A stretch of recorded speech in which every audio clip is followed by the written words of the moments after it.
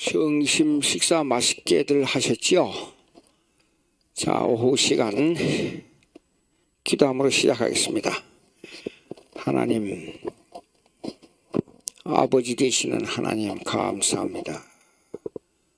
우리가 이 땅에 살면서 짧은 인생 생활 속에서 교회와 국가는 넘을 수 없는 쌍방이 견제하면서 또 믿음을 가지고 교회를 의지하고 나아가서 또 국가를 의지하고 살아야 될 우리의 입지를 주님께서 잘 알고 계시오매 우리들로 하여금 교회와 국가의 사명과 교회의 뜻을 잘 이해할 수 있도록 주님 역사해 주시옵시고 믿음으로 저희들을 이끌어 주셔서 우리 한국 땅에 아름다운 교회, 아름다운 국가 하루빨리 기독교 입국론에 의한 통일이 될 수 있도록 주님 역사해 주시옵시고 이끌어 주시고 저 북한 동토에 사는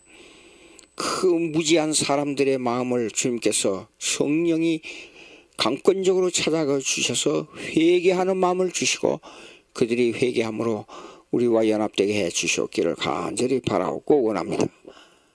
우리 주 예수 그리스도의 이름으로 기도하옵나이다. 아멘. 자, 아까 전번 시간에 윤리, 도덕에 대해서 여러 가지 얘기를 했습니다. 근데 그것이 기준이 십계명이라고 그랬습니다. 그러나 윤리는 도덕과 차이점을 윤리는 하나님과 우리 죄인과의 관계 설정에 있어서 윤리를 말할 수 있고 그 다음에 도덕은 십계명을 어떻게 실행하느냐에 따라서 도덕을 말할 수 있다. 그렇게 설명했습니다. 자, 289페이지 보시겠습니다. 289페이지 둘째 파라그래프. 그 순종에 관한 명령은 집약적으로 십계명에 명시되어 있다. 명령이 뭡니까? 지키면 살고 어기면 죽는다. 있습니다. 즉 하나님께서 명하시는 10가지 계명을 지키라는 것이다. 그 지킴은 하나님의 명령에 순종하라는 윤리의 기반을 둔 도덕률이다. 1계명부터 4계명은 하나님을 사랑하되 뜻과 마음과 목숨을 다하여 사랑하라는 명령이다. 왜 그래요? 목숨까지 다하여. 이건 생명하고 관계가 있기 때문에 그래요. 예. 그런데 5계명이 있습니다. 5계명부터 10계명까지는 네 이웃을 네 몸과 같이 사랑하는 명령이다. 이 말은 뭐냐면 사랑과 사랑 관계는 생명에 관한 계명보다도 이웃과의 사랑에 관한 계명이에요. 1계명부터 4계명까지는 수직적인 관계고 5계명부터 10계명까지는 수평적인 관계예요. 그러니까 그 사랑하는 사랑하는 척도 사랑하는 그 모두를 뭐라 그래요? 이 사랑하는 이 방법 이게 달라요. 예. 자, 위에 두 종류의 명령은 그 의미의 차이가 있다 그랬죠. 전자는 1계명부터 4계명까지입니다. 전자는 목숨을 다하여라는 명제가 따라온다. 그 이유는 하나님을 순종하는 것, 즉 말씀에 순종하는 것, 즉 계명을 지키는 것은 영원한 생명과 관계가 있기 때문이다 그랬어요. 하나님을 잘 섬기는 것이 생명의 관계가 있어요. 그런데 여기서 말씀드리고 싶은 것이 뭔가니 5계명부터 6계명에 기초해서 국가의 법이 만들어져요. 이웃과의 관계에 있어서 사람과 사람과의 관계에서 법을 만드는 것이 국가의 법이에요. 근데 국가의 법은 종교의 자유만 지금 명시하고 있잖아요. 그런데 구약의 신정정치, 테오크라시, 신정정치는 하나님 섬기는 거하고 이웃 사랑하는 거하고 한 주권 하에서 다스려졌단 말이에요. 즉 교회와 국가가 하나였어요. 그 교회를 섬기는 것이 국가고 국가를 섬기는 것이 교회였어요. 신정정치 구약 시대는요. 그러니까 그때 개념하고 달라요. 그때는 순전히 종교법으로 가지고 국가를 다스렸잖아요. 그러나 종교 분리, 교회와 국가가 제도적으로 나눠진 것. 국가는 대통령, 총리 이런 관계. 예. 제도는요. 국가의 제도는 그러니까 행정부, 종교 분리 입장에서 이 얘기하는 겁니다. 행정부, 그 다음에 사법부, 그 다음에 입법부 이렇게 나눠져 있잖아요. 크게 나눠서 행정부에 들어가면 뭐 열 몇 개 부가 있었잖아요. 있잖아요. 사법부는 뭡니까? 1심, 2심, 3심 대법원까지. 그 다음에 입법부는 국회. 예. 국회에서 법을 만들어 가지고 뭐냐면 법은 이래요. 세상에 법은 하나님의 법은 딱 정해져 있어요. 처음부터 끝까지. 근데 세상은 변하기 때문에 국가는 이 법이 항상 법의 개조가 필요해요. 또 새로운 법을 만들어야 돼요. 오케이. 자, 그러면 그거 하고 293페이지 정치윤리 보시겠습니다. 정치윤리. 읽습니다. 교회 사적으로 정치윤리를 규명하기 위해서는 교회와 국가 사이에 어떤 관계를 형성해 왔느냐에 초점을 맞춰야 할 것이다. 아까 빠진 거 있었어요. 이거요. 그 국가는 이래요. 근데 교회는 제도가 지교회, 예? 지역교회, 지교회에는 이것은 당회를 모여 당회, 즉 목사와 장로 제도를 가지고 있어요. 예, 당회.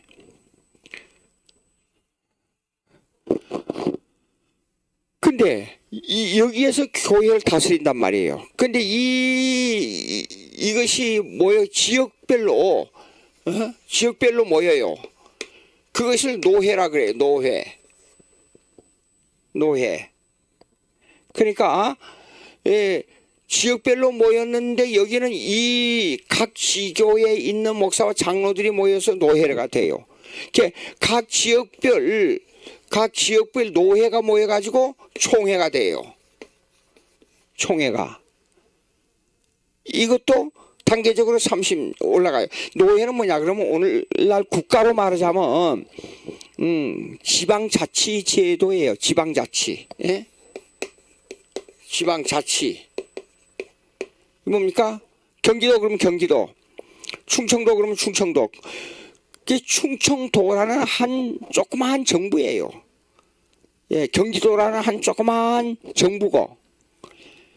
예, 근데 미국에는 땅이 넓어서 그러니까 옛날에 로마 시대의 정치 형태를 그대로 따르고 있어요. 미국에는. 어떤 주에서는 사형제도를 집행하는 게 강한 데가 있고 어떤 데는 약한 데가 있고 그래요. 예. 그러니까 어떤 주에서는 사형 집행을 계속 지금 하고 있어요. 근데 어떤 주에는 안 하고 있어요. 주마다 달라요. 그래서 미국의 대법원은 이렇습니다. 주에 1심, 2심, 3심 대법원 제도가 있지 연방정부에 올라가지 않아요. 주정부에서 결정해버려요. 예. 그러니까 그것이 구분이 확실해요. 지방정부와 주정부가 확실해요. 옛날에는 제가 교육학 박사학위 공부할 때 논문을 쓸 때 이렇게 보니까 교육제도 있잖아요. 교육제도도 주정부 제도예요. 그래서 미국의 대학은 주정부의 인가를 받았던 것을 먼저 사용했는데 연방정부 연합체가 생긴 거는 얼마 안 돼요. 예. 그러면 신학 연방정부에서 다루는 신학은 대학부 신학 대학이 있고 그다음 대학원 이 신학 그 연방정부 제도가 있어요. 그런데 요거는 American Theological Association 그러니까 ATS 그 대학표는 옛날에 AABC라 근데 HABC로 나왔어요. 옛날에 A, B, C 무슨 말 American Association of Bible College 성경 신학 대학의 협회예요. 예. 이렇게 됐었어요. 신학부는 신학부대로 연방정부 연합체가 있고 그래서 이거는 전방정부에서 허락하는 것이 아니라 그냥 에이전시예요. 에이전시. 서로 연합체를 스스로 모여가지고 연합체를 구성해서 질을 높이겠다는 거예요.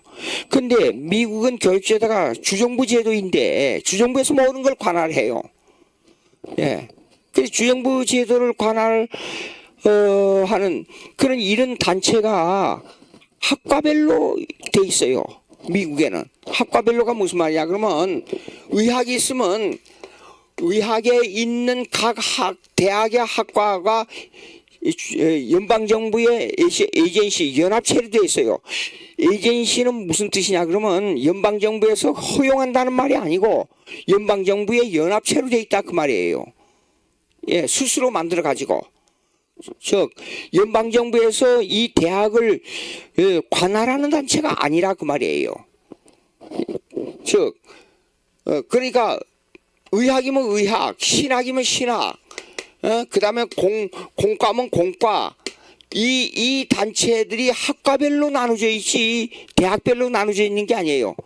하버드 대학이 연방정부에 들어가 있느냐 안 들어갔냐 그 말이 아니고 하버드 대학에 있는 의과대학이 연방정부 에이전시에 들어가 있습니까? 그렇게 물어야 정답이 돼요. 연방정부에 들어갔습니까? 안 들어갔습니까? 그렇게 묻는 것은 포괄적인 의미밖에 안 돼요. 예. 그래서, 저쪽에 북쪽에 있는 대학원이 있어요. 그건 연방정부 안 들어가 있어요. 그리고 하버드 대학이나 예일 대학은 그 학과별로 연방정부가 들어가야 되는데 거의 모든 분야에 있어서 연방정부에 안 들어가 있어요. 에이전시에 안 들어가 있어요. 근데 그렇다고 해서 주정부만 들어가 있다고 해서 하버드 대학에 나온 사람이 자격이 없다. 그건 말이 아니에요. 이거는 전통적으로 오랜 역사를 가지고 학교에 대한 그 전통이 내려와서 학적으로 세계 수준이니까 이걸 누가 연방정부 안 들어갔기 때문에 이거는 학교에 자격이 없다 그렇게 말할 수가 없어요. 예, 그 미국의 학교 제도가 그렇게 되어 있습니다. 그리고 이 미국에 건립이 된 다음에 워싱턴 대통령부터 10몇 해까지인가 거의 50년이 지나도록까지 미국에는 공립학교가 없었어요. 전부 사립학교에서 했었어요. 사립학교 뭐냐? 조그만 교회가 크면 거기서 대학까지 거기서 공부를 시켰어요. 그럼 교수는 누가 있냐? 교인들 중에 교수들이 와서 전문적으로 가르쳤어요. 그러니까 미국의 하버드 대학도 하버드 목사님이 신학교부터 시작된 거예요. 근데 세계적인 학교가 됐잖아요. 근데 이제 대학의 규모가 커지고 국가가 체계를 잡혀가고 전 미국에 그렇게 큰 땅을 차지하고 학교를 설립하다 보니까 이것은 국가 정부에서 다루는 제도가 필요한 거예요. 근데 학교는 사실상 주정부에서 허락받고 주정부에서 이 학교를 운영했다고요. 근데 연방정부에 들어간 것은 연방정부가 직접 다스리고 우리 한국의 교육부처럼 그렇게 대학을 다스리는 그런 제도가 아니고 정부의 제도는 에이전시를 스스로 만들어가지고 그 학교에 회비를 내고 들어가서 회비 내는 것만큼 유익을 얻고 활동하는 거예요. 그게 연방정부 제도예요. 예. 그러니까 어떤 데는 주정부만 들어있어도 학적으로 더 높은 데가 있고 연방정부에 들어가 있는데도 학적으로 별로 높지 않는 학교가 있고 그래요. 미국에는. 그러니까 미국에서 공부를 해가지고 박사학위를 받았는데 연방정부 안 들어가는 학교라고 해서 이건 무자격자다. 그렇게 말할 수가 없어요. 예. 그런 이 모순 같지만은 이 모순 같지만은 모순이 아니고 그만큼 학교 제도에 이 뭡니까 학교 제도의 자유를 허락해 준 거예요. 그래서 대학을 운영하는데 non-profit organization이 있어요. 미국에서는. 즉 학교를 한국에서는 이 학교 제도가 사립학교라 할지라도 반공립학교예요. 한국에는 보니까. 예. 그 non-profit organization이 뭐냐 그러면 비영리 단체 대학이 학교 대학. 근데 반대로 프로핏 오르가니제이션이 있어요. 비영리 단체가 아니고 영리 단체로 학교를 운영해요. 수입을 위해서. 일종의 사업이에요. 그래서 허락해줘요. 근데 한국은 법이 딱 규정이 딱 돼버렸어요. 사립학교는 어떤 법 하나만 가지고 딱 정해버려요. 그러니까 이게 어느 한쪽으로 그냥 고정이 돼버려요. 이 경영의 자유가 별로 없어요. 쉽게 말해서. 이 한국에서는. 그리고 또 특별히 미국의 대학 같은 데는 오랫동안 교수하면서 그 경력이 좋고 교수의 실력이 있는 교수들은 거의 움직일 수 없을 건강에 허락하는 한 그 학교에서 그 노하우를 사용해요. 예. 그러니까 제가 벤틸 박사한테 강의를 들을 때 몸이 아파서 이래서도 오래 강의를 못해요. 손이 약간 떨려요. 글씨를 못 써요. 칠판에다가. 그러면 그 글씨를 쓰기 위해서 비서를 데리고 와서 옆에 앉혀놓고 이거 이러니까 쓰라고 지시해주면 거기다 쓰고 그렇게 강의를 해요. 그러니까 미국에는 학적으로 여러 분야에서 넓게 그리고 깊이 이걸 연구할 수 있는 분위기가 형성되어 있어요. 그리고 자기 학을 말할 때는 그걸 무조건 틀렸다고 하지 않고 그걸 가지고 그 배경과 내용을 전부 연구를 해요. 미국에서는. 예. 그러면 그만큼 학적 수준이 올라가요. 제가 논문을 하나 여기서 쓰기 위해서 국회 도서관증을 얻어가지고 도서관에 가끔 가봤어요. 옛날에. 가보니까 90%가 전부 여기에서 저기를 베끼고 저기서 이걸 카피하고 이것저것 카피하고 전부 카피하는 모임체였어요. 그리고 어떤 분야를 이렇게 뭐 번역문을 가끔 봐요. 원문하고 번역문을 비교해보고 그걸 이렇게 비교해보고 한국 사람이 순수한 한국말로 쓴 논문을 비교해봐요. 그런데 한국 교수가 쓴 논문이 훨씬 더 질이 좋은 게 있어요. 외국에서 쓴 사람보다. 근데 외국에서 쓴 사람 번역문이 더 나가요. 이게 학적 깊이가 그만큼 판단력이 약하다는 거예요. 예. 어떤 분은 또 그 다음에 기독교 변증학이 제 전공이니까 기독교 변증학을 연구하는 데 있어서 이 어느 노선을 가지고 보느냐 하는 것이 각기 달라요. 어떤 분은 변증학을 말하면서 빨트를 옹호하는 사람이 있더라고요.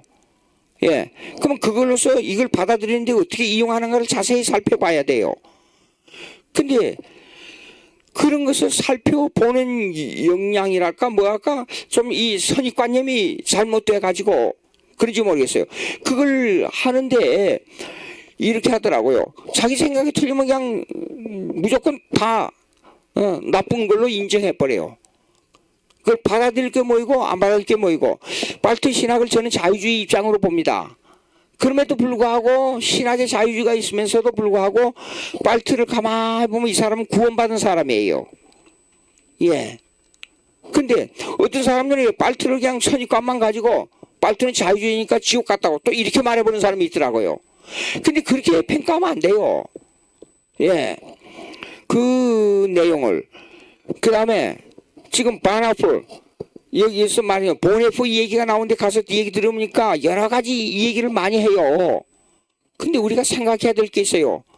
그가 남긴 여러 가지 일과 그가 지금 이 우파에서는 보네프를 아주 나쁜 사람으로만 평가해요. 근데 제가 공부할 때 바나풀가 미안합니다. 이거 보네퍼가 한 이 기독론을 보게 되면 아주 기독론이 잘 돼 있어요. 그리고 그가 우리 보수주의에서 배워할 게 하나 있어요. 보수주의에서 배워갈 게 뭐냐 그러면 그가 너무나 강한 혁명주의나 그 다음에 신학의 노선이 실론주의가 아니라는 것은 우리가 거절을 해야 돼요. 보네프가 말한 거예요. 그건 안 된다고 말할 수 있지만은 우리 보수주의에서 해야 될 것을 그가 선구적 역할을 한 것은 우리가 알아야 돼요. 예? 쉽게 말해서 이래요. 취사 선택을 해야 된다 그 말이에요. 예? 저기 기독론이 아주 잘 돼서 이 사람이 그 옛날에는 유니온 신학교가 보수주의 신학교였습니다. 근데 중간에 신학이 변화돼서 자유주의화 된 것인데 그럼에도 불구하고 국가가 쇠퇴하거나 그 다음에 교회가 쇠퇴해서 위험에 처하거나 할 때는 먼저 옛날에는 그랬습니다. 보수주의에서 먼저 들고 일어나서 싸웠단 말이에요. 예? 근데 70년대 들어와서 한국 교회가 이 교회와 국가론에 있어서 싸움을 해야 될 그 범위를 그 싸움을 해야 될 일을 자유주의한테 넘겨줘 버렸잖아요. 민중신학하는 사람들 주체사상하고 통하는 그 뭡니까 이 민중신학에다 빼앗긴 겁니다. 빼앗겨요. 우리가 할 일을 그 사람들이 해버린 거예요.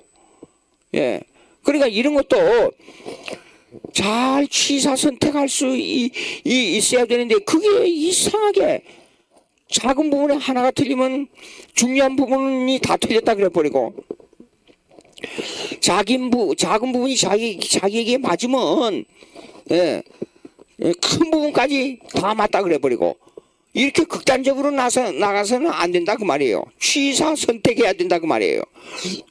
제가 아쉬운 것은 70년대 민중신학이 나올 때 보수주의 교회에서 정교분리라는 이름 아래 말 한마디 안 하고 있었어요. 예, 말 한마디 안 하고 있었어요. 그러한 일을 사실 보수주의에서 정치에 적극적으로 참여했어야 돼요. 그때 참여 안 했어요. 그렇다고 해서 뭐 삽과 공일 루서가 나올 때처럼 삽과 괭이를 들고 와서 막 두드려 부시면서 싸우라 그 말이 아니에요. 우리는 할 일이 맨 처음에 도덕적 윤리적 제시를 해줘야 돼요. 국가에 대해서 그들이 선한 마음 돌이킬 수 있도록 선한 마음으로 가지고 그들에게 제시해줘야 돼요. 예? 80년대에 강하게 백악관을 향해서 계속 메시지를 던졌던 그 남부의 제임스 케네디 목사님이 있어요. 대통령 케네디하고 같은 집안의 목사님이지만은 그런 그 직접적인 관계가 있는 분은 아니에요. 그런데 그 목사님이 계속 백악관을 정부를 향해서 도덕정치 발휘해야 된다고 메시지를 던졌지 않아요. 그런 식으로 우리가 해야 될 일이 있었는데 입 딱 다물고 있었어요. 민중신학이 와서 판을 칠 때 신학도 아닌데 신학을 가지고 막 떠들어대면서 기독교를 인이라 그러면서 예수 안 믿는 사람이 무슨 기독교인이에요. 예수 안 믿으면서 예수님을 정치가로만 봤지 구세주로 안 보는 그런 그 이론을 가지고 민중신학을 향해 가지고 정부를 향해서 이 대항 싸움만 했지 도덕적 제시가 뭐가 있었냐 말이에요. 신학적 제시가 뭐가 있었냐 말이에요. 예, 우리가 생각해 볼 필요가 있습니다. 자, 그러면 이제 어디로 가냐? 그러면 293페이지 그 밑에 독일 보세요. 독일. 그거 하기 전에 이게 있어요. 그럼 과거의 정치가 그렇게 되어온 거에 대해서 로마 캐톨릭의 역사를 우리가 꼭 참조해야 됩니다. 로마 캐톨릭의 역사요. 자, 구약에는 신정정치라 그랬잖아요. 그러면 교회가 바로 국가고 국가가 바로 교회였어요. 한마디로 말해서. 그런데 지금은 종교분리가 되어 있기 때문에 어떻게 되느냐, 이렇게 제도상으로는 이렇게 교회의 제도와 국가의 제도가 나눠져 있지만은 이 종교적인 입장에서는 국가와 교회가 하나님 주권 사상의 기독교를 형성해야 된다는 거예요. 하나님 주권 사상의 기독교를 형성해야 된다는 말은 무엇이냐 그러면 예수 믿는 대통령, 국회의원, 장관들이 다 같이 성경에 기초한 국가 정치를 해야 돼요. 예. 그 다음에 교회도 하나님의 주권이라 그랬으니까 성경대로 믿는 교회관을 가져야 돼요. 신학이라 그러면서 신학이 아닌 신학을 가지고 신학이라 그러고 그래서 민주신학, 해방신학 하는 것은 그거는 신학이 아니에요. 그런 사상은 즉시 칼로 자르듯이 잘라내버려야 돼요. 하나님 주권 사상, 성경대로 믿는 국가관, 성경대로 믿는 교회관을 가지라 그 말이에요. 자, 그러면 로마 캐톨릭은 뭐냐? 로마 캐톨릭은 구약의 신정 정치를 다시 찾는다는 의미를 가지고 있어요. 근데 그게 틀렸어요. 신약 시대에 와서는 이미 성경대로 믿어야 됩니다. 성경대로. 성경에 이미 국가의 제도와 교회의 제도를 어디 따로 만들어 줬는데 왜 그걸 성경을 저버리고 구약의 제사장이 모든 백성의 죄를 가지고 하나님께 나가. 그러니까 신부한테 가서 자기 죄를 고백하잖아요. 예? 그게 틀렸다는 겁니다. 그리고 왕권도 선지자의 말을 들었잖아요. 왕도. 그래서 그러니까 힐데브란드가 12세기에 일어났던 힐데브란드 사건 있잖아요. 이 모든 국가의 제왕들은 교황 아래에 있다. 그러므로 교황이 모든 제왕들을 컨트롤해야 된다. 이렇게 주장했단 말이에요. 그것은 내용적으로 구약의 신정 정치를 찾으려고 하는데 그것이 신약의 교회 정치, 교회와 국가관에 있어서는 틀렸다는 겁니다. 그래가지고 힐데브란드하고 독일의 제왕하고 대판 싸움이 돼가지고 이 힐데브란드가 나중에는 그 로마 교황청을 향해서 군대가 쳐들어온다는 걸 알고는 도망을 가가지고 길거리에 돌아다니다가 객사했잖아요. 비참하게. 예? 그런 게 어디가 있어요. 그러니까 교회는 영의 왕국이기 때문에 사람을 변화시킬 수 있는 성령의 능력을 가지고 있잖아요. 그러니까 그들에게 성경에 의한 도덕적 윤리적 제시를 계속 해줘가지고 그들의 마음이 하나님으로 돌아오도록 만드는 입장에서 정치에 참여해야 된다 그 말이에요. 그런데 보자고요. 그러면 독일 보자고요. 독일. 여기 293페이지 제일 밑에 독일 있잖아요. 근데 독일의 국가가 기독교 정당이 잘 발달된 나라예요. 미국은 기독교 정당이라는 것이 없어요. 그럼에도 불구하고 공화당이고 민주당이고 간에 이 기독교 중심을 기독교인이 아니면 이 대통령이 안 됐어요. 딱 한 사람이 있었어요. 로마 캐톨릭의 신자로서 그 사람이 바로 누구냐면 존 F 케네디 가족이에요. 예. 그런데 존 F 케네디가 로마 캐톨릭 교인으로서 최초 이 대통령이었어요. 그리고 전부 개신교 대통령이었어요. 그리고 이제 약 50년 동안까지는 그 미국의 대통령들이 신앙이 목사와 거의 버금가는 수준이었어요. 왜 그런가니 대학이 교회에서 한 500명만 돼도 대학까지 공부를 시켰으니까 전부 기독교 학교에서 훈련받고 기독교 신앙을 가지고 훈련받아서 대통령이 됐단 말이에요. 그러니까 백악관에는 가보면 사실상 가본 사람이 얘기고 나는 백악관은 안 가봤어요. 예, 가본 사람이 얘기하면 거기는 국가 교회이지 교회 제도로 가지고 그 국가를 운영하지 한국의 청와대나 이런 데하고 전혀 틀리다. 딱 그렇게 얘기를 하더라고요. 그 대통령 기도실은 아주 주위에 산만한 거 다 없애고 완전히 기도할 수 있는 것만 딱 이렇게 돼 있다 그러더라고요. 오케이. 됐습니다. 그러면 독일의 이 얘기로 좀 들어가 보겠습니다. 294페이지 한번 보세요. 독일의 294페이지 중간 패러그래프 보십시오. 중간에 둘째 패러그래프. 문제는 독일에서 기독교인의 정치 참여가 어떤 정도인가이다. 세계 2차 대전이 끝나고 기독교 정당인 기독교 민주연합과 기독교 사회연합이 태동되었다. 그러니까 이 기독교 중심의 이 정당 활동이 강하고 기독교 중심의 국가관이 강한 나라가 독일이에요. 그럴 수밖에 없는 게 루서가 종교 개혁을 했던 그 흐름이 지금대로 있기 때문에 그래요. 무슨 말이냐?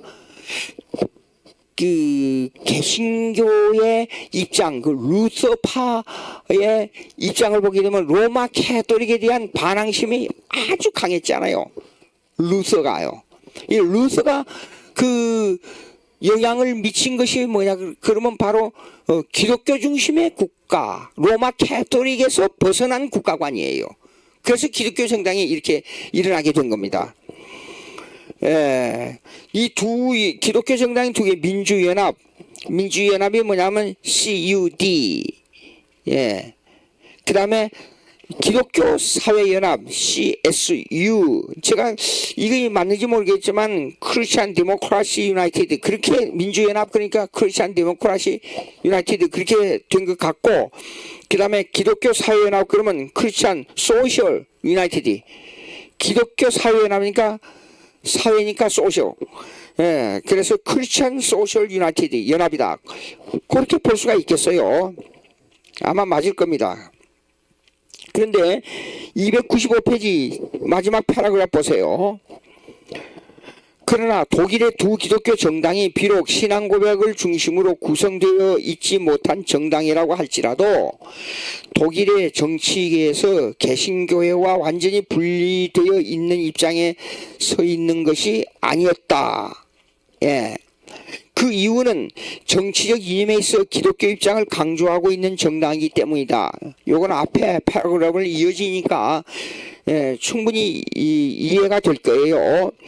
자, 그 말은 뭐냐 그러면 그냥 간단히 얘기하면 이렇습니다. 독일의 그 정당, 기독교 정당이 독일의 정치계에서 개신교회와 요렇게 이 개신교회를 중심으로 이루어진 기독교 정당이냐 아니냐 하는 문제에 있어서 관계를 가지고 있으면서도 기독교 정당으로 볼 때는 또 다른 관계다 그 말이에요. 좀 쉽게 더 이 얘기하자면 이 두 정당이 이름은 기독교라는 말이 나오지만은 완전한 기독교가 아닌 하나의 정당을 가지고 있지만은 기독교와 밀접한 관계도 아니고 완전히 떨어진 관계도 아니다. 그런 말입니다. 자, 그런데 그 정권을 흘러내려온 정권을 보게 되면 보세요. 아데나워 1949년부터 63년까지니까 상당히 긴 시간이었어요. 그 다음에 이어하르트, 그 다음에 정권, 그 다음에 키싱어 정권, 그 다음에 콜 정권 등의 독일 정치를 장기간 주도해온 역사를 보면 독일이 얼마나 많은 기독교 정당에 영향을 받았는가를 알 수 있다. 그렇습니다. 근데 완전 기독교의 입장에서만 서는 정당도 아니지만은 국가의 입장에서 기독교를 대변할 수 있는 그런 정당이었다. 그렇게 말할 수가 있습니다. 미국을 보시겠습니다. 296페이지. 296페이지. 자, 있습니다. 국가적으로 기독교를 신봉하면서 정교 분리의 원리를 잘 지켜나가고 있는 나라는 미국이라고 말할 수 있다. 기독교라는 이름이 없어요. 그냥 데모크라시, 리퍼블리컨은 공화당이고 데모크라시는 민주당이에요. 두 정당이 있어요. 근데 좀 더 정책적으로 보자면 조금 더 서민층을 대변하는 정당은 이렇게 보통 다섯 개 그 사회 관계를 말하고 있어요. 다섯 단계.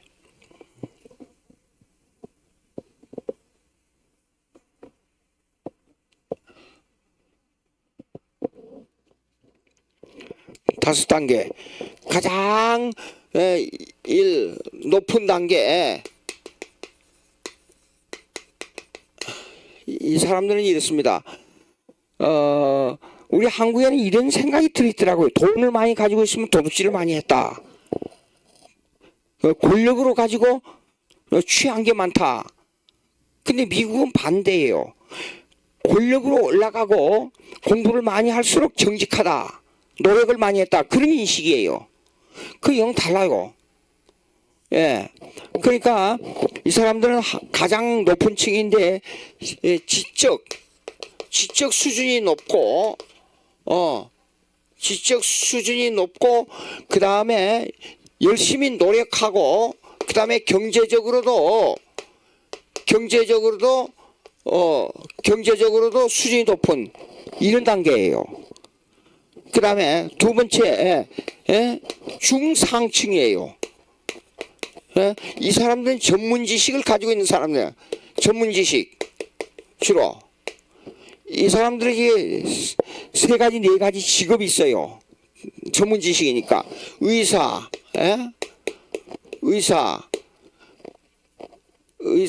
그 다음에 교수,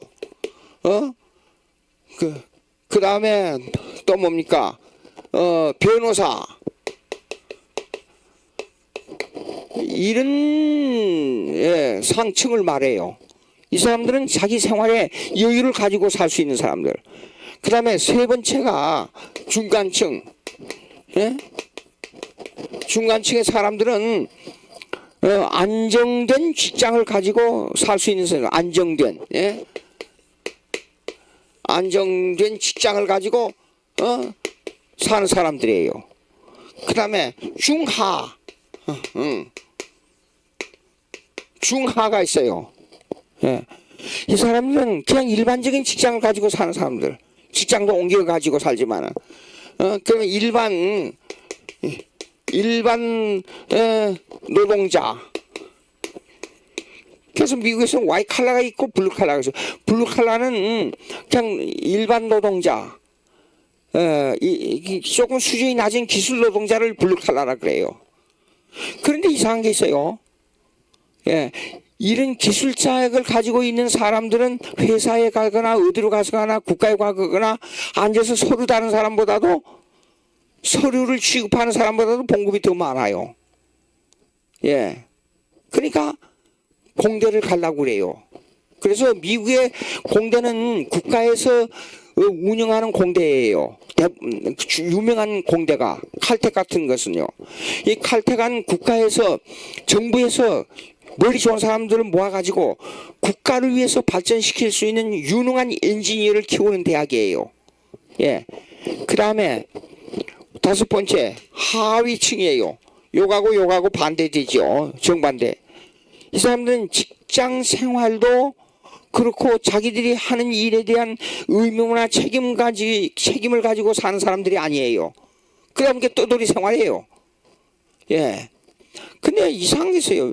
그렇게 직장을 얼마든지 얻어서 일할 수 있어요. 최소한 고등학교만 졸업해도 일반 노동자에 가서 얼마든지 일하고 일생을 살 수가 있어요. 근데 일을 못하고 사는 거 보면 그거 왜 그런가? 정신적인 문제가 있다는 생각이 들었어요. 미국에서 알코올 중독자나 마약 중독자를 가장 국가를 좀먹게 한다는 생각을 좀먹게 한다는 사람들로 생각하고 있어요. 하위층의 사람들은요. 그래서 이 사람들을 그러면 그 지역에 도시 있잖아요. 도시에 가면 이 사람들을 모여서 사는 데가 있고 여기 이렇게 사는 사람들이 있고 여기도 이렇게요. 여기 단계가 이런 사는 단계가 있어요. 그러니까 베벌리 힐에서 산다 그러면 무슨 이 사람 돈이 많고 부자고 그 다음에 지적 수준도 높다. 그냥 그렇게 생각해요. 그 지역을요. 그럼 사우스 로스앤젤레스 산다 그러면 이 사람들은 어떻다. 흑인들이 많이 산다. 벌써 이게 딱 이렇게 생각이 가게 된단 말이에요. 그러면 자 이제 그럼 미국의 사상은 이렇지만은 이제 유럽과 미국에 관한 얘기를 좀 해보겠어요. 그 문화적 배경.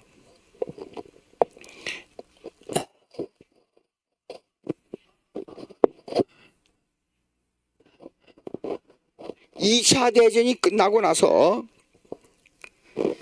2차 대전이 끝나고 나서 허무주의가 온 세계를 덮었어요. 허무주의. 왜 그러냐? 과학이 발달된 전쟁을 가지고 사람이 너무 많이 죽었어요. 그리고 남자들이 가서 전쟁터에 많이 죽고 가정이 막 깨진 거예요. 그리고 부모로서는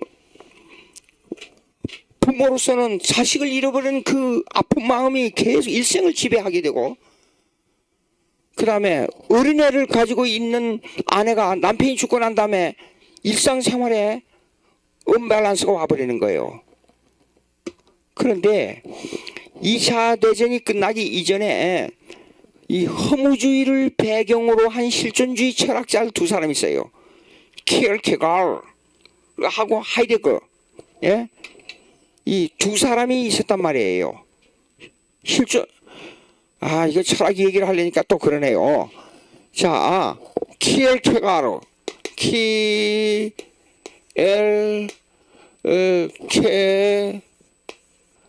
키르케가르. 그 다음에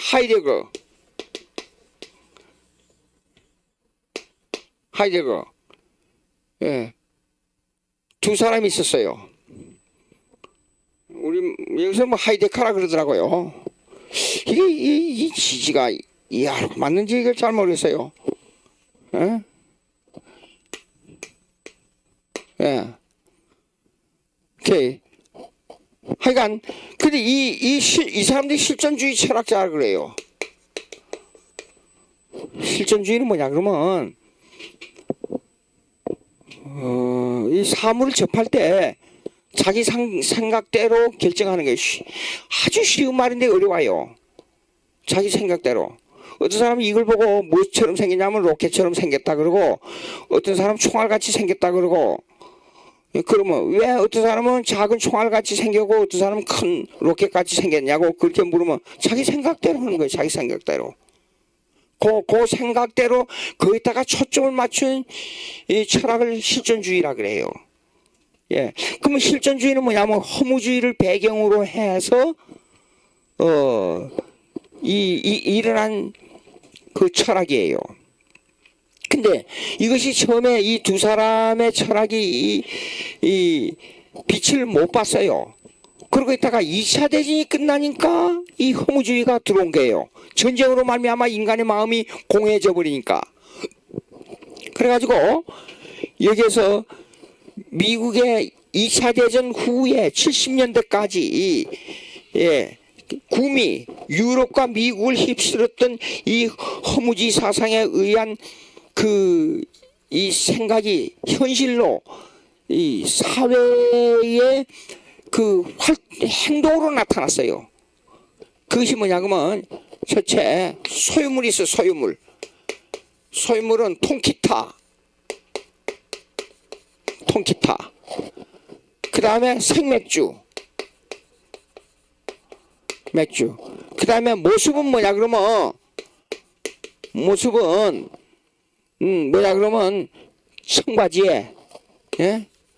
청바지에 장발이에요. 장발. 예. 남녀 구분하기가 뒤에서 보면 남녀 구분을 빨리 못해요. 그 다음에 세 번째는 뭐냐면 행동은 어떻게 하냐 그러면 행동은 술이 고나하게 취해가지고 이 불의 팜으로 발악하는 노래를 부른 거예요. 이 노래가 술을 취하고 그 다음에 발악하는 노래가 된 거예요. 예. 그래서 이것이 이제 음악으로 전해진 그 역사를 보면 이래요. 맨 처음에 비틀즈가 나왔잖아요. 비틀즈. 비틀즈. 그 다음에 이것이 나중에는 락앤롤이 나왔지 않아요? 락앤롤. 그러면 락앤롤이 뭐냐 그러면 흔들고 뒹구르라 그런 뜻이에요. 그러니까 노래가 그렇게 말하지만 그 노래 내용 속을 보게 되면 아주 이 오싹오싹하는 내용이 나와요. 그게 보게 되면 뭐가 있냐 그러면 이런 게 있어요. I wanna drink your blood alive. 무슨 말이냐면 나는 너를 피를 산채로 마시고 싶다 그 말이에요. 예. 그러니까 이런 노래들이 나와가지고 막 소리를 지르는 그 발악하는 그 돼지 목 따는 소리 같은 그 발악하는 노래를 불러요.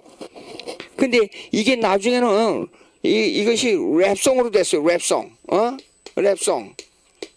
예? 그러니까 뚜뚜뚜뚜뚜뚜뚜뚜 하다가 한참 있다가 뭔 소리를 막 소리 지르고 그냥 어떤 데는 무슨 말한 것처럼 하고 또 나가서 이래요. 이거 말을 하는 건지 중연부를 하는 건지 이상한 노래예요. 그 연불하는 거 비슷하게 하면서 뭐 오늘 교회도 들어왔는데 보니까 교회도 이렇게 나는 예수를 믿기를 원하는데 예수를 믿어야 한참 있다가 음악이 나오고 또 그런데 너는 누구냐 또 이런 식의 노래가 나온단 말이에요. 예. 그러면 이런 현상이 나왔는데 이런 현상을 이제 이것은 허무주의를 배경화하는 사회에 대한 반항입니다. 이 반항했는데 그들이 뭐냐면 이 운동이 이걸 갖다가 반문합니다. 니오 카운터 컬처럴 무브먼트. 니오라는 것은 반쪽이라 그 말이에요. 반쪽. 예? 반쪽. 이게 문화 속에 살면서 문화는 별로 재미가 없다. 우리끼리 살자. 그래서 이 사람들이 모인 단체가 뭐냐면 빈닉이라 그래요. 예? NIK. 빈닉 쪽에서 이건 뭐냐면 나체족이에요. 왜냐면 그 문화를 따라서 그 무슨 옷을 거추장스럽게 게 입느냐. 도시에서는 청바지나 입고 팬티도 입지 말고 청바지 하나 걸치고 뭐 그렇게 머리를 뭐 이렇게 다정하게 뭐 깎고 저거 필요 없어. 그냥 머리 긴 대로 하고. 예. 그래서 60년대 70년대 거리에 청소년들이 범죄가 엄청 많아진 거예요. 그래서 해안으로 겨울이 없는 해안으로 가서 남쪽에 그 해안으로 가서 나체적으로 자기끼리 모래밭에서 그렇게 사는 거예요. 근데 이것을 이제 빈닉족속이라 그러거든요. 그러면 이 사람들이 이걸로 가지고 아주 즐겁게 잘 살 수 있느냐? 미안하지만은 그 반대 현상이었어요. 무슨 말이냐? 허무가 더 들어간 거예요. 사람은 사회생활을 하도록 돼 있지 않아요. 사회생활이 안 돼요. 그리고 인간은 본질적으로 행복은 하나님과의 관계가 정립돼야 행복을 누려요. 저 같은 입장은 이래요. 마음이 아주 예민한 데 속합니다. 무슨 작은 일 하나 생겨가지고 골몰을 하게 되면 어떤 데는 밤잠을 못 자요. 보통 사람이 생각할 때는 이거 그냥 넘어가도 되는 문제예요. 근데 그러니까 저 같은 사람은 예수를 안 믿었으면 틀림없이 자살했어요. 예, 한나라의 소망이 얼마나 귀하다는 것을 갈수록 더 느껴요. 이게 이렇게 중요한데 제가 아무리 살아도 살아온 것만큼 더 살 수는 없어요. 나이 70이 넘었다 그러면 140년을 살 수가 있어요? 불가능한 얘기예요. 그러니까 인생이 얼마나 험해요. 어렸을 때 70, 80 산다 그러니까 엄청나게 시간이 많은 줄 알았어요. 지나고 보니까. 그래서 제가 내가 한 일 없이 이렇게 나이가 들어갔으니 이렇게 하나님 앞에 부끄러울 수가 있냐 그러니까 우리 사람이 그러더라고. 당신이 그러면 나는 어떡하란 말이에요. 우리 사람이 그러더라고요. 그러니까 하나님 앞에 내 자신을 생각하면 평생에 행한 일 돌아보니 부끄러운 뿐이라. 예, 그 인생이에요. 근데 이 사람들이 가서 빈닉 족속이 돼가지고 생맥주 가지고 보십시오. 통기타 가지고 건하게 술이 취해가면서 청바지 입고 장발해가지고 그 다음에 노래는 술 먹고 발악하고 그래서 나치족 만들어가지고 추위가 없는 그 바닷가 같은 데 살다 보니까 그거 뭐 얼마나 문화를 반대하니까 니오 카우너 컬처럴 무브먼트, 카우너 컬처럴, 카우너 컬처럴 무브먼트, 반문화 운동을 일으켰단 말이에요. 근데 이게 더 허무가 늘어가니까 이거 안 되겠다. 그래가지고 이 운동을 도시로 끌고 들어오는 운동을 했어요. 그걸 도시로 끌고 들어오는 반문화 운동이 니오 카우너 컬처럴 반반 문화예요. 실제로는 도시에 살면서 도시 속에서 문화를 반대하니까 반쪽 문화라고 말은, 그래서 반반 문화라 그런 거예요. 이 운동이 벌어졌단 말이에요. 자, 한 예를 들겠습니다. 미국에서 1980년대에 70년대 말부터 80년대 초반까지 샵리프팅, 이 젊은 애들이, 티네이저들이, 20살도 안 된 애들이 상점에 가서 빵 훔치고 그 다음에 먹는 거 훔치는 것이 예사일이 됐단 말이에요.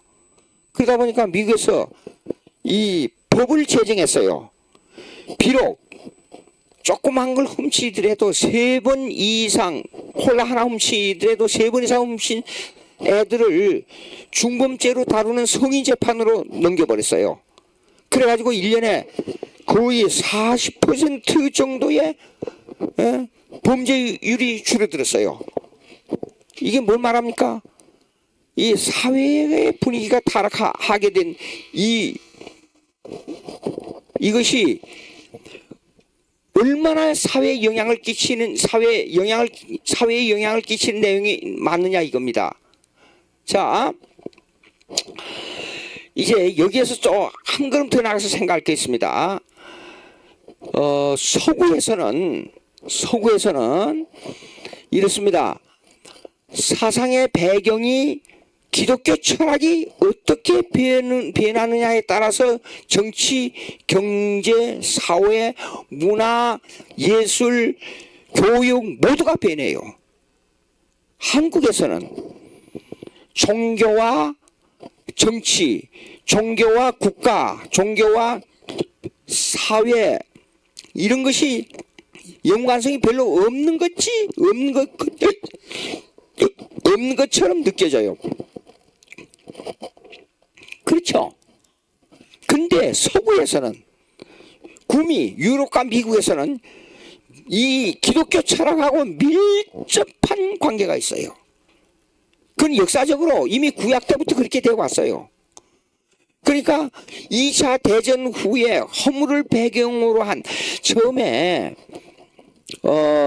실존주의를 부르짖었던 키엘케가르나 하이데거, 키엘케가르는 그가 그 저서들을 읽어보면 일기 형식으로 자기의 마음을 그냥 털어놨어요. 근데 이걸 조직적으로 체계적으로 글을 써낸 논문 형식으로 글을 쓴 사람이 뭐냐면 하이데거예요. 하이데거. 근데 이러한 사상이 상당 기간 잠재 있었단 말이에요. 1차 대전을 전후해서 그 후에까지 이렇게 그 사람들이 말한 내용이니까. 근데 2차 대전이 끝나고 나서 이것이 갑자기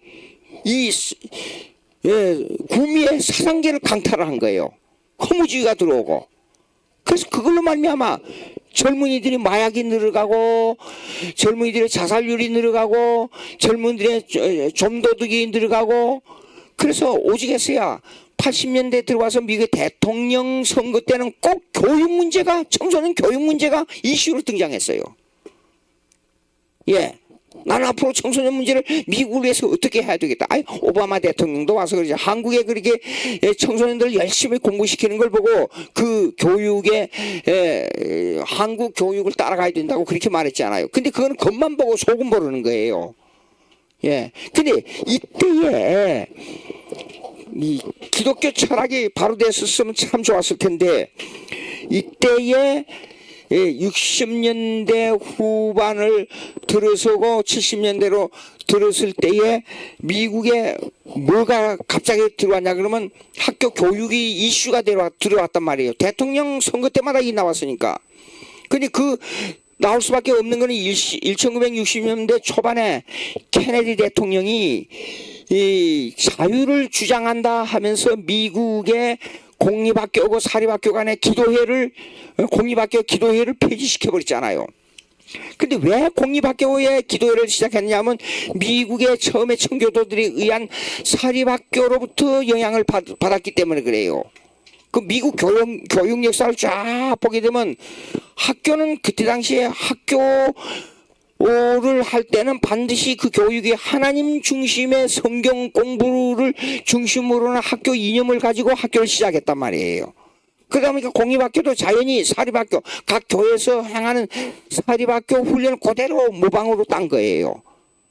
그래가지고 공립학교에서도 처음에 시작할 때 전교 학생들이 이 기도회를 따라하고 기도 마치고 학교를 시작했단 말이에요. 근데 이 기도회를 폐지시켜 버렸어요. 케네디 대통령이. 근데 이제 그러다 보니까 70년대 들어와서 종교의 자유를 강조할 때에 종교의 자유를 강조하면서 뭐냐 그러면 이 건국 이념에 어긋난 종교 자유를 강조한 거예요. 건국 이념에 어긋난 종교 자유가 뭔가 하니 이겁니다. 내가 안 믿어도 되고 내 종교의 자유는 아무라도 할 수 있다. 왜 기도에 참여하게 하느냐? 사립학교에 입학해 놓고도 사립학교는 기독교 중심의 학교단 말이에요. 그러면 기독교 중심의 학교로 들어가서 기독교를 반대하는 일을 할 수 있단 말이에요. 종교 자유라는 이름 아래.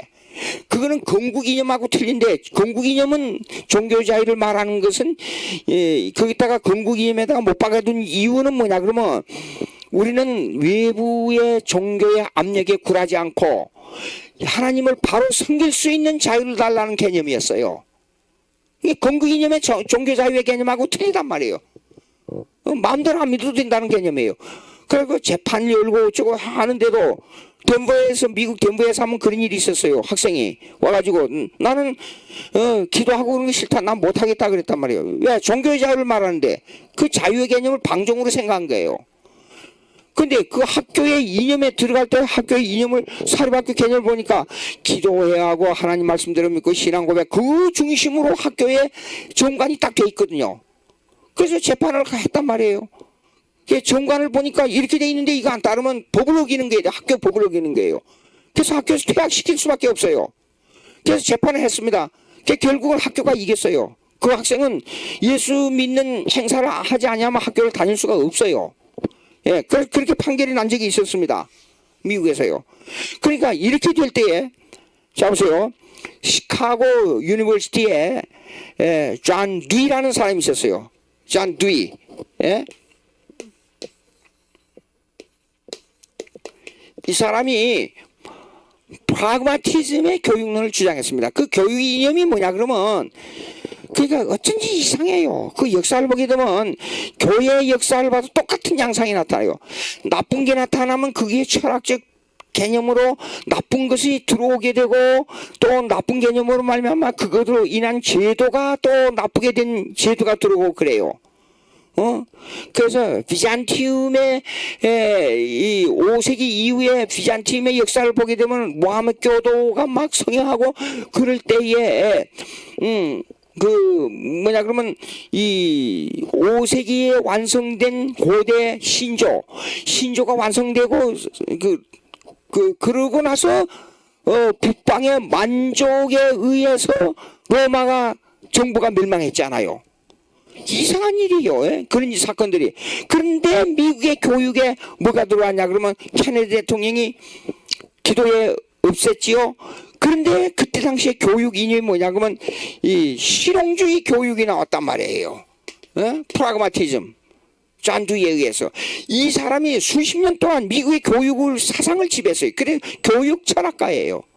근데 그 이념이 뭐냐 그러면 이렇게 문화가 발달되고 기계가 발달되는데 도덕교육이 무슨 필요하며 종교교육이 무슨 필요하냐. 그거 없애라.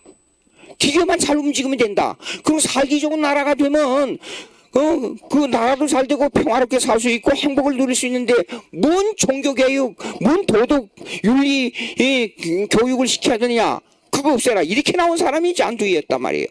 그런데 그 교육 이념이 막 발흥할 때 하고 케네디 대통령이 이 기도회 없애는 거하고 그런 사건이 벌어지고 나자마자 함께 다 같이 함께 일어난 것이 바로 이게 카운터 컬처럴 무브먼트, 이 반문화 운동이 일어난 거예요.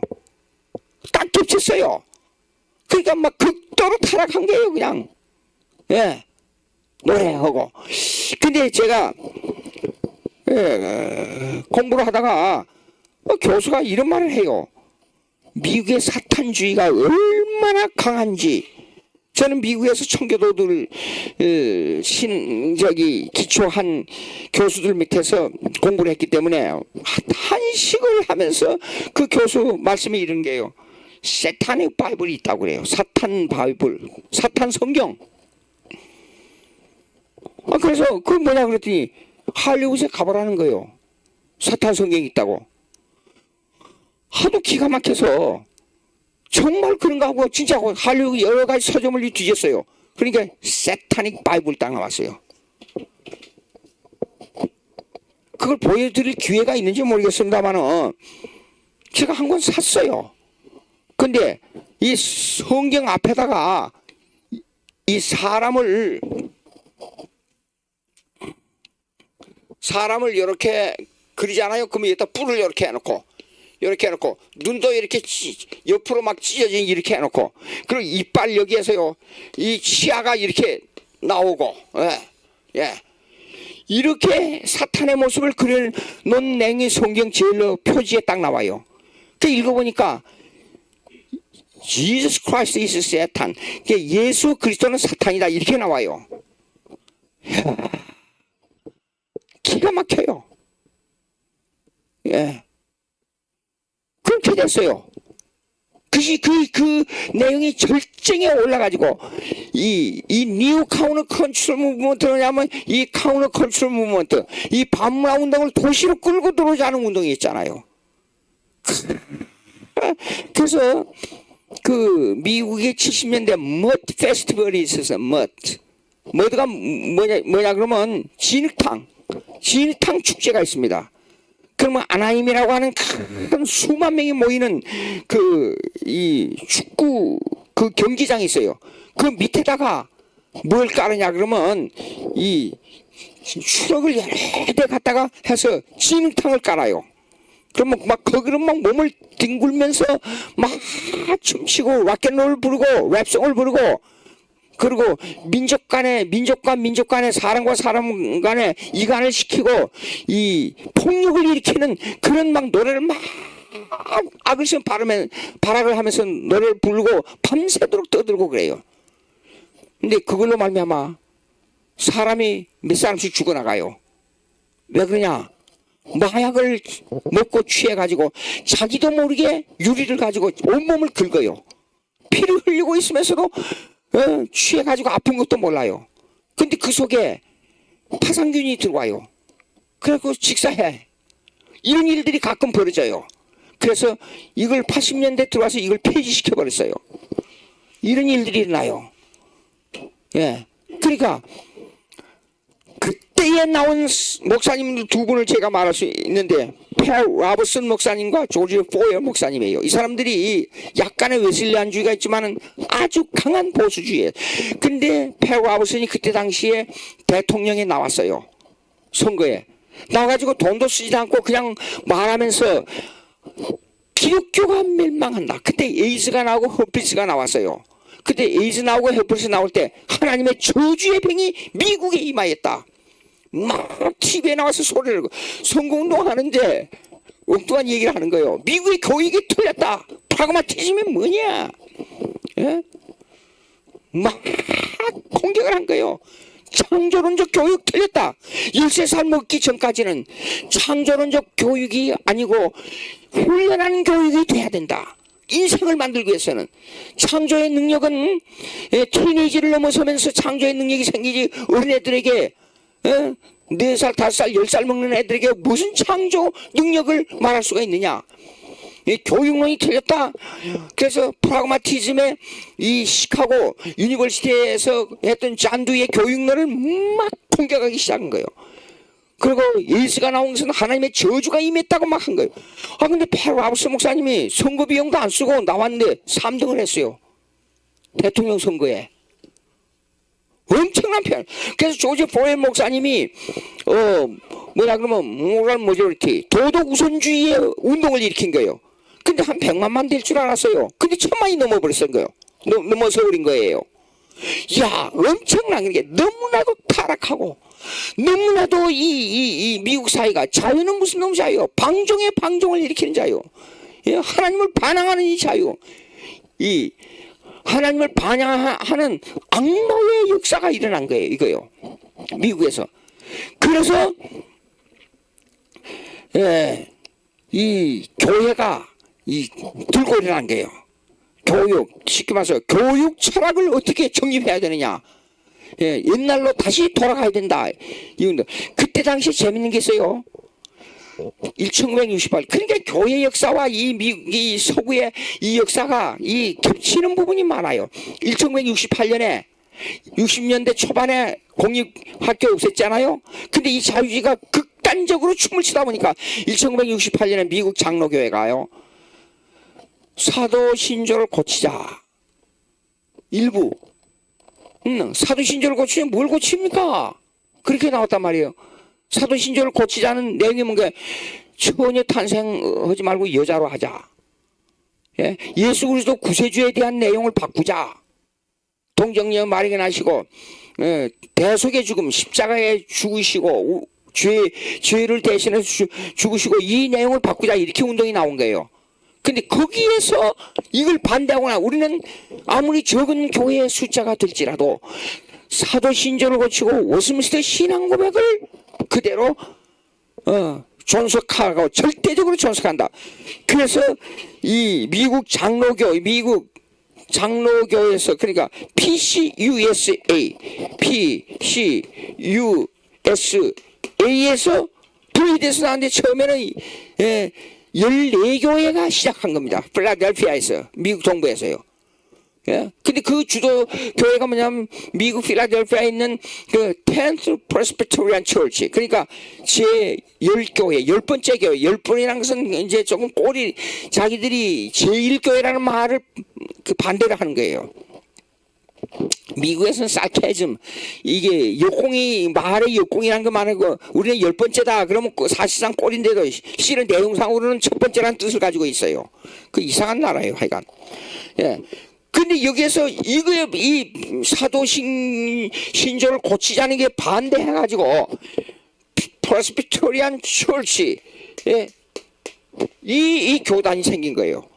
이 교단의 분리, 기도에 없애는 거, 그 다음에 허무주의가 들어오는 거, 그 다음에 또 뭡니까? 이 반문화 운동 일어나는 거, 그 다음에 나체적 빈익이 일어나는 거, 이 같이 10년 사이의 간격을 넘어서지 않고 그 안에서 일어났단 말이에요. 이 사건들이. 그리고 70년대에 이것이 뭐냐 그러면 이 공포, 기독교가 타락하게 되면 이 나라가 어떻게 될까 하는 이 목사들의 이 공포심이 늘어난 거예요. 그래가지고 조지 포웰 목사님이 모럴 모조리티, 도덕 우선주의 국가가 돼야 된다. 그리고 남부에 있는 제임스 케네디 목사님이 백악관을 향해서 계속적으로 이 도덕주의에서 공격을 해대기 시작한 거예요. 또 그 다음에 패러라버스 목사님이 대통령 선거에 나와가지고 대통령 선거는 하지 않고 교회가 개혁돼야 된다. 국가가 도덕주의로 가야 된다. 이걸 강하게 강조하게 된 거예요. 여기서 반동이 일어난 게 일종의 이 보수주의, 성경대로 믿지 않은 반동이. 근데 여기 PCA 교단에 가게 되면 이래요. 주일날 목사가 신앙 고백서를 안 가르치게 되면 당장 노예에서 불러요. 그래갖고 책발을 해요. 그 신앙 고백서 안 가르쳤다고. 웨스민스터 신앙 고백서 안 가르쳤다고. 이거는 반드시 가르쳐야 됩니다. 그리고 노예에서 노예로 옮기잖아요. A라는 노예에서 B라는 노예로 목사가 이전을 해가요.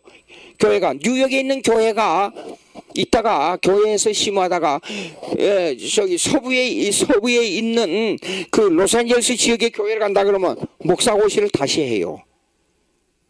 아니 그 교단 목사가 됐는데 왜 목사 고시를 다시 합니까? 노예를 옮길 때 신학이 변화됐는가를 알기 위해서 웨스트민스터 신앙고백서 가져가라 그래요. 그걸 중심으로 세워놓고 물어요. 그냥 아무 전제도 없이 물어가지고 신학적인 문제가 틀리다 그러면 목사 면직이 돼요. 목사가 아니에요. 그때로부터 이렇게 강하게 일을 처리해가지고 지금은 미국 보수 교단에서 가장 건전하고 가장 큰 교단으로 성장했어요. 예, 이런 문제들이 생긴 겁니다. 그래서 80년대 이후에 복고주의가 형성됐어요. 70년대 이렇게 TV를 볼 때는요, TV 방송을 이렇게 보면 뭐 약간 좀 그런가 보다 했는데 80년대 후반에 들어와서 기독교 방송이 전부 바뀌었는데 ABC, 팍스 이 TV가요 돈이 많아가지고 아주 중요한 미국의 주로 방송으로 올라섰잖아요. ABC, CBS 전부 토요일날 저녁부터 전부 기독교 방송이에요. 전부 설교. 근데 옛날하고 다르게 지금은 설교를 이렇게 보게 되면 전부 강해 설교예요. 성경을. 우리 한국도 이제는 강해 설교로 성경을 강해하는 강해 설교로 들어가야 됩니다. 예. 그러면 이거 왜 이렇게 길게 제가 이 얘기를 하느냐. 여러분 이렇습니다. 교회와 국가론에서 제가 이 얘기할 게 있어서 그래요. 교회와 국가론. 이 말은 뭐냐 그러면 윤리 도덕적으로 목사들이 정치에 참여했다는 겁니다. 예, 무슨 말이냐? 계속 백악관을 공격했거든요. 극단적인 자유는 방종을 낳는다. 교육이 틀렸다. 어떻게 해서 어린애들에게 창조교육이라 해가지고 내버려 두느냐? 창조교육은 창조교육이 아니다. 훈련하는 교육을 하라. 12살 될 때까지. 예. 훈련하는 교육을 하고 그 다음에 개발을 키워나가라. 프라그마티즘이 틀렸다. 그래서 그런데 우리 옛날에 이 무슨 게 나 잘 모르겠는데 한국에서 이 실패한 프라그마티즘의 교육을 2000년대 1900년대부터 한국에서 이걸 시작해가지고 내가 개인적인 얘기를 하는가 모르겠습니다만 어느 한 분이 뭐 어쨌다고 그래서 중고등학교, 초등학교 그 방학 동안에 교사 연수 훈련하는 코스가 있습니다. 그래서 저를 보고 그 단체에서 막 수백 명 막 1000명씩 모여요. 그게요. 그거 가서 한 몇 년 동안 강의를 했어요. 제가요. 그래서 교육 철학에 대한 잔두의 교육 철학의 문제점과 앞으로 나아갈 길에 대해서 강의를 좀 해달라고 그러더라고요. 그 강의를 하는 중에 어느 교사 선생님이 질문이 있습니다. 그래요. 질문하라가 5분밖에 없었어요. 그런데 이렇게 말해요. 학교에 가서 애들 가르치는데 자는 거예요. 애들이. 예? 그래서 왜 자냐 그랬더니 선생님 보고 선생님 어제 밤 늦게 들어왔는데요. 학원에서 다 배웠어요. 그럼 자는 거예요. 예. 그럼 학교에서 뭘 가르쳐야 되죠? 이런 문제가 생겨요. 그래서 성장하기가 돈 받아먹고 시간 때우는 일을 해야 되겠느냐 이거예요. 선생님이 저한테 그렇게 얘기를 해요. 질문 시간에. 예?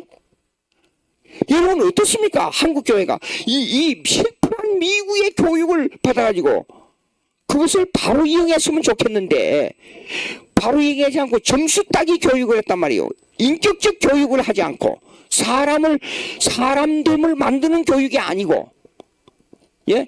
기계교육이니까 왜 가지고 기계교육 프라그마티즘처럼 도덕교육이 필요 없으니까 사람 만드는 게 필요 없으니까 그래가지고 애들 어떻게 훈련해야 좋은 대학 가서 직장 잘 얻는 것만을 목적으로 두고 있단 말이에요. 이게 실제로 들어가면 프라그마티즘의 교육이에요. 잔두의 교육론이에요. 그러니까 애들이 요즘은요 육체적 훈련한다고 태권도 해야지요. 또 정서를 키운다고 미술 음악 가서 해야죠. 그러니까 아침부터 일어나면 저녁에 들어올 때까지 계속 그 훈련하고 들어오는 거예요. 전부 패턴이 거의 똑같아요. 애들을 교육하는 게요. 자기가 인생을 키워나가고 자기 스스로 하나님의 사명을 할 수 있는 인격적 교육을 어떻게 해나가면서 하나님과 어떤 관계를 가지고 자기가 직장을 어떻게 하고 하는 이런 내용이 관계를 가지는 그거 필요가 소용이 없어요. 미술에 취미가 없는데도 불구하고 미술을 해야 돼요. 태권도 취미가 없는데 가서 태권도 훈련해야 돼요. 학교 교육은 학교 교육이고 또 어려운 문제가 나오게 되면 그냥 학원에 버려 돈 들여가지고 학원에 갔다 나와요. 그러면 어떻게 되겠느냐 하는 문제가 나온단 말이에요. 이걸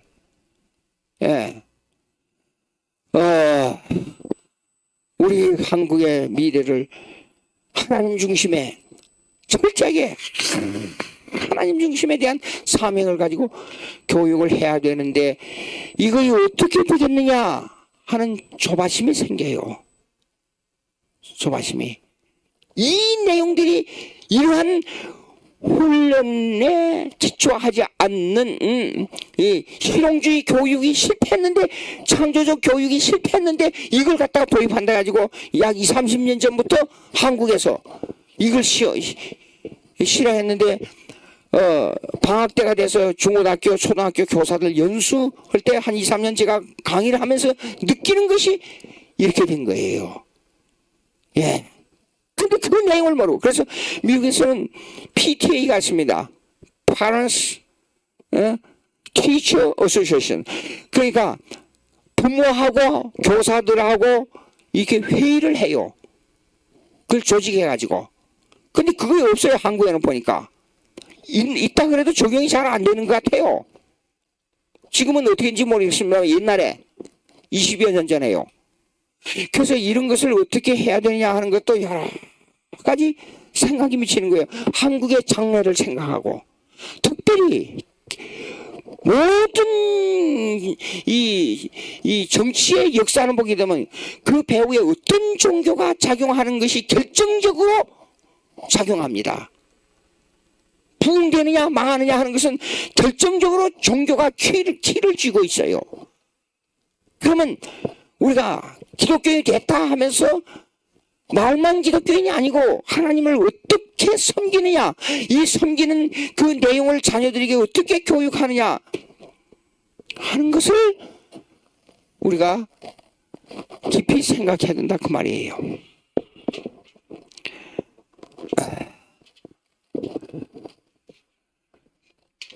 자,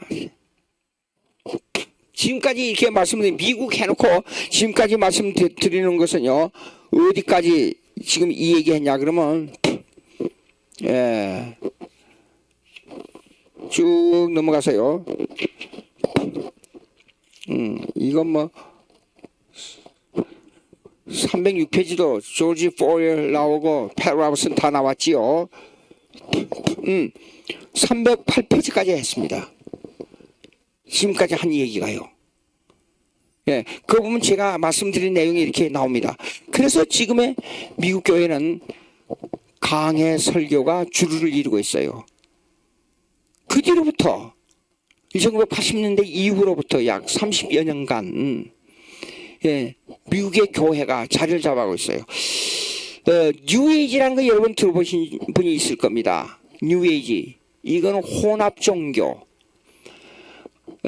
동양의 불교, 동양에 이렇게 혼자 앉아서 수련하는 운동, 그 다음에 유교, 유교적 도덕 종교, 그 다음에 기독교, 또 모하메드교 이런 장점을 따가지고 전부 자신을 훈련하는 그 운동을 뉴에이지라 그래요. 완전히 혼합. 말하자면 중국 음식 이름으로 말하자면 짬뽕 종교예요. 근데 음악도 이렇게 보면 좀 이상한 음악이에요. 흐름이요.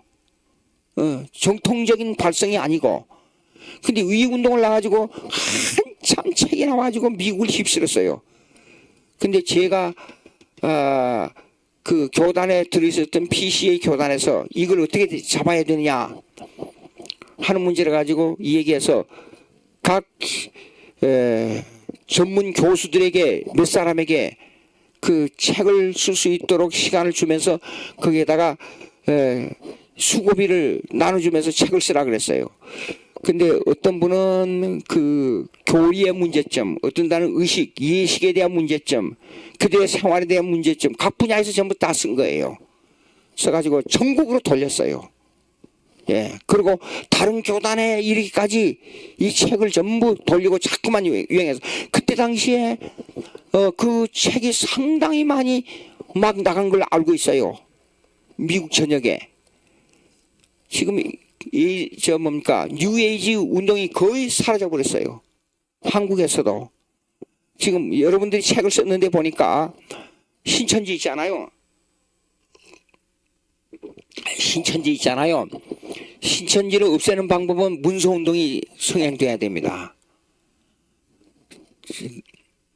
너무 큰 책들이 나왔는데 너무 큰 책 하지 말고 평신도들이 읽을 수 있도록 조그맣게 요점을 딱 찍어가지고 예.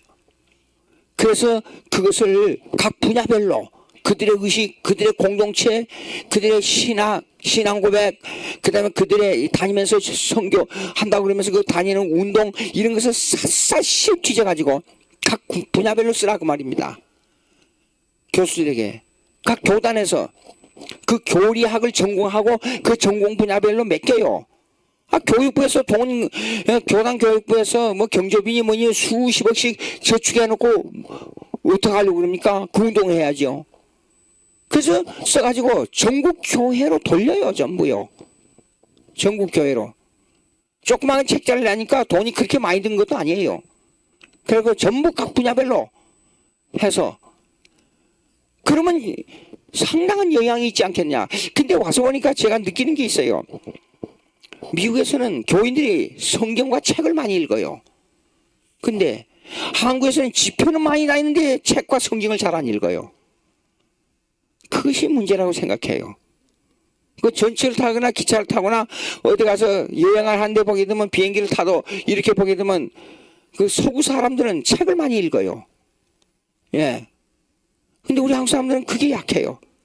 전철을 타면서 보니까 그 전철 타고 앉아서 책 보고 하는 사람은 저 혼자뿐이더라고요. 거기에서요. 예. 근데 전화 가지고 전부 게임해요, 그거요. 드라마 보고. 그게 지나가면 수치면서 보니까 그래요. 그러지 말고 책을 읽어야 돼요, 책을. 예. 우리가, 글을 읽는데 우리가 관심을 많이 가져야 됩니다. 그래서 이 운동이 전부 할 수 있도록. 그래서 우리 교회 교인들은 이렇습니다.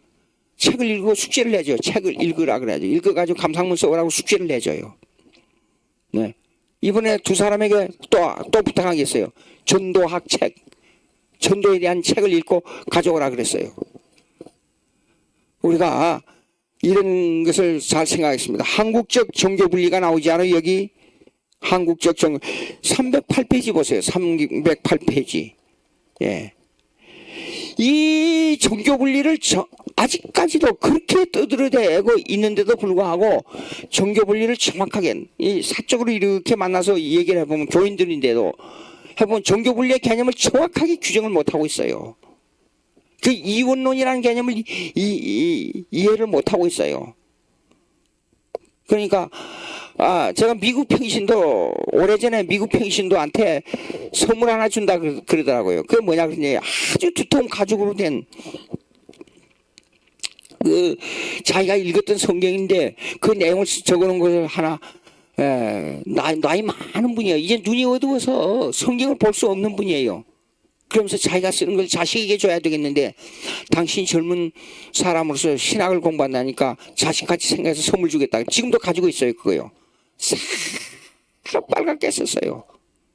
깜짝 놀랐어요. 이 사람이 평신도로서 이렇게 성경을 로마서에 특별히 로마서를 그렇게 새빨갛게 줄을 달았어요. 예, 책을 많이 읽어야 돼요. 왜 책을 많이 읽어야 되냐면 책은 이렇습니다. 그 사람의 인격을 다듬어서 옮겨놓은 거예요. 말은 그냥 지나가면서 슬쩍 그냥 얘기할 수도 있어요. 중간에 그냥 엉뚱한 말도 할 수가 있고. 근데 글은 인격을 다듬어서 썼기 때문에 책을 많이 읽어야 돼요. 왜 제가 칼빈에 대한 얘기를 가끔 자주 하느냐 그러면 칼빈의 글을 읽어보세요. 글 뒤에 글이 의미가 들어있어요. 근데 그 글이 정교하고 아주 세심하고 그 글이 아주 다정하면서도 칼날 것 같아요. 예, 그 사람이 인격이에요. 예, 그래서 칼빈이 톡한 사람, 면도날같이 산 사람, 남을 정죄만 한 사람, 글을 보면 그게 아니에요. 아주 감성이 예민하고 다정하고 눈물이 많고 그러니까 이 남을 배려하는 힘이 굉장히 강하다는 것이 그 글 속에 나타나고 있어요. 자상하고 아주 자상해요. 그러니까 우리가 여러분들 그래야 그런 것이 인격적으로 나타나는 것이 우리 마음속에 들어와야 신앙이 자란단 말이에요. 굳건하게 반석처럼 신앙이 나타나고. 예, 이거 시간 문제로 여기서 끝나고 308페이지 다음에 하도록 그렇게 하겠습니다. 기도하겠습니다. 하나님 아버지 감사합니다. 여러 가지 답답한 점이 많지만은 하나님께서 주신 뜻이 있는 줄 알고 믿고 이 일을 성취하기 위해서 우리는 몸부림을 치고 일을 해야 될 수밖에 없습니다. 주님이여 넘어지지 않게 해주시옵시고 비바람이 칠지라도 우리는 갈 길을 갈 수 있는 용사가 될 수 있도록 역사해 주시옵소서. 우리 주 예수님의 이름으로 기도합나이다. 아멘.